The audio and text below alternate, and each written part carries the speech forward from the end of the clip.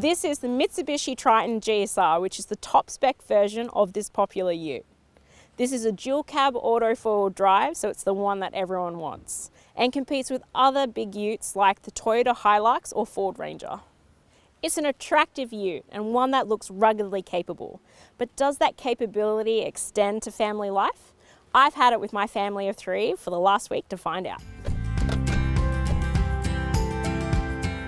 The GSR will cost you around $56,000 before on-road costs. This model does have some optioned extras like orange leather interior, tow bar kit, bull bar, orange contrast stitch detailing, and rubber floor mats, which all add an extra $7,000 to the price tag. The extras are very nice, and most are practical features I'd want to see on a ute anyway, so I think they're worth it. With the extras, this is a practical and good-looking car for under $65,000. Not too bad at all, considering that the competitors' top-spec models often start at that price before you add the extras.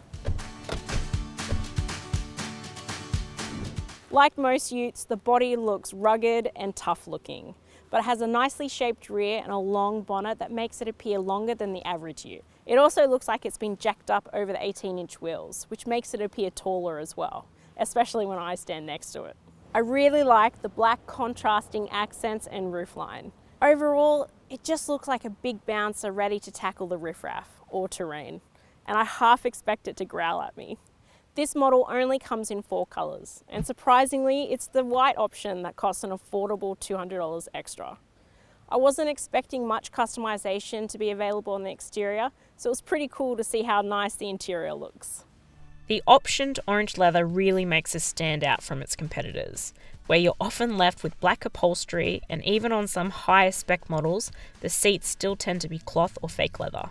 There's some old school vibes inside with the buttons and dials, like the flip switches for the heated seats. They're not ugly, but it certainly leans more towards the practical and useful with those sort of features. The contrasting leather seats and quilted leather door inserts do give it some great design cred though.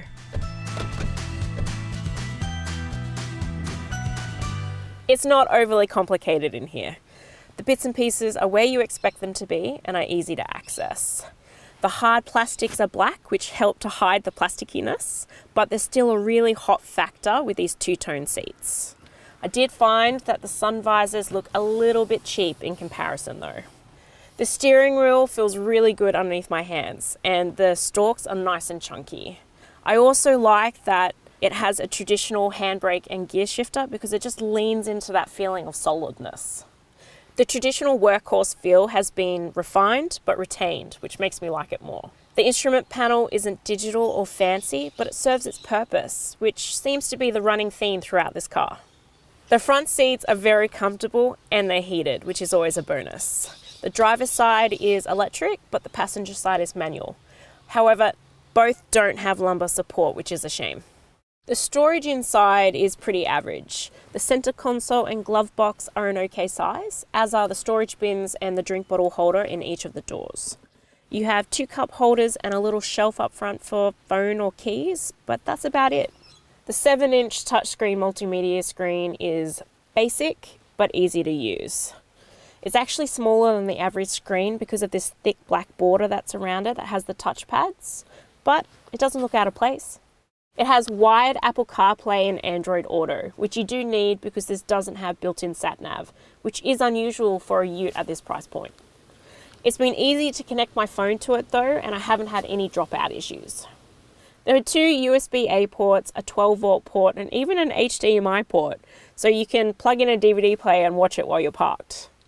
The bench seat is comfortable enough on the outboard seats, but as you can see, no legroom and not a lot of headroom either, and I'm behind my driving position. Now, I'm 168 centimeters or 5'6", and it would be a pretty tight squeeze back here if someone tall was driving. The middle seat is really only suitable for short trips or for kids. I had 3 adults in the back on a 2-hour round trip this week, and my poor mother-in-law was really cramped in the middle. The Triton is relatively narrow for a ute though.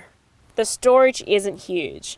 You have map pockets and a random cubby here that has 2 USB-A ports, as well as a bottle holder in each door and 2 cup holders in this armrest. And that's it, folks. This armrest is pretty awkward to get out and sits so low that it's kind of useless to put your arm on. These directional air vents look pretty unique and took getting used to, but I do like how wide they are. While there's fan control back here, there's no climate control, and the fan noise is really loud. It has levels 1 to 4, and on 3 and 4, you have to really raise your voice to chat over it. It also doesn't seem to be very efficient. It's meant to pull through the temperature from the front to the rear, but I had it on for a good half hour on heat and my rear occupants still had cold air blowing on them. So maybe it's better for like hotter months. I also don't love that I can't control the fan speed from the front. That's the only spot. It's a bit awkward with its positioning because I can't actually reach it when I'm in the front seat. There are 2 ISOFIX mounts and 2 top tether child seat mounts back here. So you're only going to be fitting 2 harness child seats. I'm not going to lie, it was awkward to fit my harness booster seat back here. I had to lower the booster headrest and then re-expand it to fit it through the door. You don't have to pull the seat forward either to access the top tether anchors. Pop off this headrest, drop the armrest, then unzip the side and snake your hand behind the seat to clip the tether on. Which means you don't have to undo both car seats if you need to take one out for whatever reason, which is better than most other utes. Although I did find it difficult to get the tension I would normally do on my top tether because there's just no clearance behind these seats. There's an okay amount of room for front occupants when a 0 to 4 rearward facing child seat is installed, but it will affect the driver's position the most. My 5-year-old loved the high seating position and the side steps were a must-have. It meant that I didn't have to pick him up or out of the car all week. It also meant I could get in relative ease as well. The tray is quite large and relative to a big SUV. This tailgate is quite heavy, so I do recommend that you use 2 hands to lower it because otherwise it'll go bang. The grooves in the liner are quite deep, so things don't slide around as much as other utes that I've driven. But I think I'd still invest in a really good cargo liner just so other things don't slide around as much, like, groceries. The load lip is quite tall, so when things slide to the back, it can be quite annoying to retrieve them. And yes, you can get a net to anchor things down, but when you're in a rush, it's much easier just to, toss it in and go. If you're vertically challenged, like me, you can either climb in yourself to get them or toss your kid in like I did. The soft tonneau cover is easy to fit with the rubber seals and also has elasticated hooks for when things sit above the lid. I didn't love that I couldn't lock this tray though.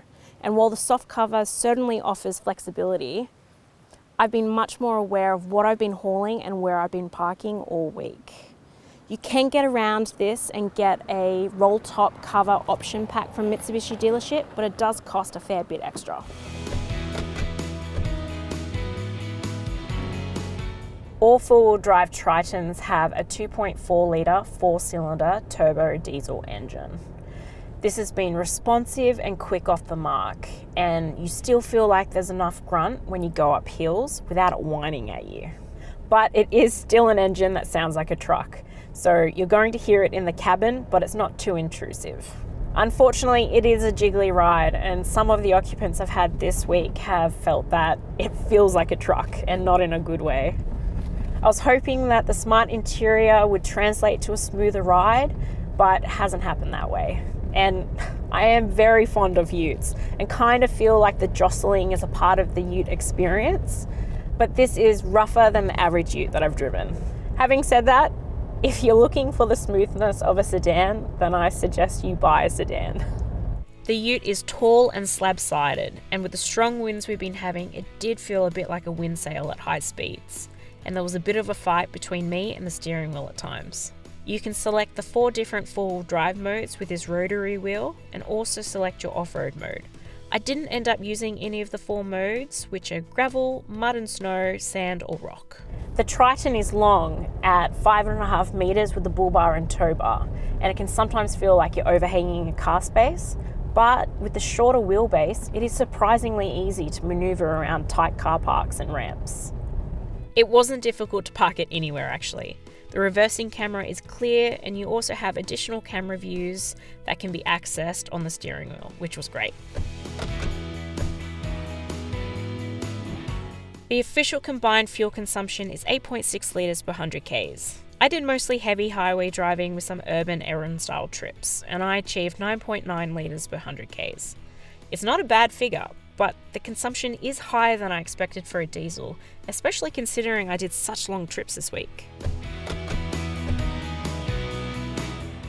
There's plenty of safety features that you can expect to see on a Ute, but it also has an event data recorder, not to be confused with a crash cam though. Think of it like a black box. It records information if you're ever in a serious crash, like what the systems were doing in the car, whether or not you were using your brake, and how fast you were going. Could be handy if you are ever unfortunate enough to be involved in a crash. It has 7 airbags, which isn't groundbreaking, but it does include curtain airbags covering the back seat. The Triton has a maximum 5-star ANCAP safety rating, but it was done ages ago in 2015.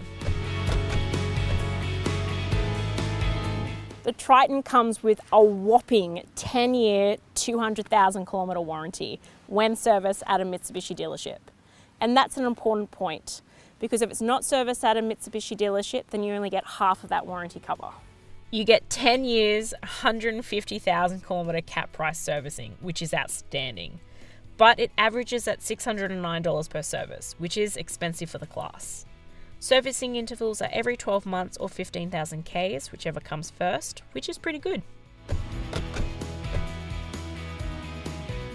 I really like this orange beast. It's useful and it fits a whole bunch of gear, and it's been easy to drive. But I'm not convinced that this could be the sole family car.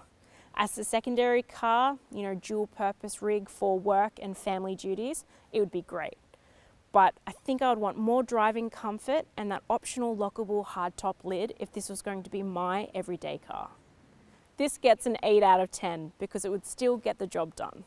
And my son liked everything from the colour to the truckiness and the high seating position, and he gave it a 10 out of 10. This Ute makes you feel capable even if you're not. If you're after more details, please check out the full review at the CarsGuide website, and don't forget to hit subscribe to stay on top of our latest videos. See you next week.